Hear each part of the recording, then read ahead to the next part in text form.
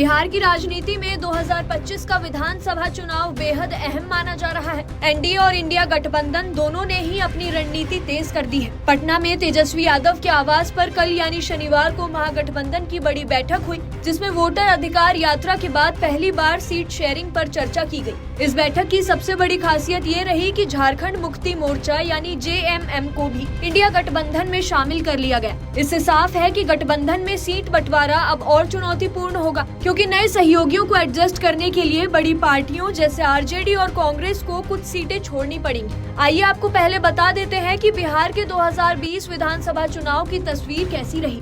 बिहार विधानसभा seat में RJD ने 144 सीटों पर, कांग्रेस ने 70 सीटों पर, सीपीआई-एमएल ने 19 सीटों पर, सीपीआई ने 6 सीटों पर, सीपीआई-एम ने 4 सीटों पर, जेडीयू ने 115 सीटों पर, बीजेपी ने 110 सीटों पर, वीआईपी ने 11 सीटों पर, एचएएमएस ने 7 सीटों पर, एलजेपी ने 134 सीटों पर और एआईएमआईएम ने 18 से 20 सीटों पर और बीएसपी ने 80 सीटों पर चुनाव लड़ा था। सूत्रों के अनुसार एनडीए ने लगभग 200 सीटों पर आपस में सहमति बना ली है। महागठबंधन का लक्ष्य भी करीब 230 सीटों पर तालमेल बैठाने का है। सूत्रों के अनुसार संभावना है कि आरजेडी 140 सीटों पर, कांग्रेस 55 से 58 सीटों पर, सीपीआई-एमएल 20 सीटों पर, वीआईपी 11 सीटों पर, एलजेपी 2 से 3 सीटों पर और जेएमएम 2 से 3 सीटों पर चुनाव लड़ेगी। इस बार इंडिया गठबंधन में जेएमएम और वीआईपी जैसी पार्टियां जुड़ गई हैं। जेएमएम की एंट्री का सीधा असर कांग्रेस पर होगा, क्योंकि झारखंड से जुड़े सीमावर्ती इलाकों में कांग्रेस अपनी कुछ सीटें जेएमएम को एडजस्ट करने के लिए छोड़ सकती है।